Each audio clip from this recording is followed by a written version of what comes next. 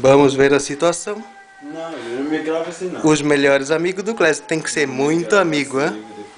Tem que ser muito amigo pra limpar vômito de vagabundo. Aqui, ó. E ainda me deu uma dentada. Aqui, Ou seja, já tem um motivo suficiente pra matar esse bêbado. Limpando o seu vômito. ó. Não hace falta, Ah, agora que tá Ah, limpo, não hace falta. pero isto que conhece. agora que tá limpo não precisa mais. Olha a cara do bebum. Olha a cara do bebum. Toma aí. Olha a cara do bebum. Amanhã, toda a gente do Brasil, vou mandar esse vídeo pro Faustão, pro Jô Soares, pra tudo quanto é lugar.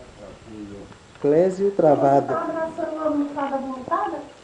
Ah, e ele vomitou na almofada também? Caramba, ele tava deitado na almofada. Vamos ver o vômito do seu Clésio. Para gravar isso aqui. Olha aqui. Não, Clésio. Você... Você vai ser difamado.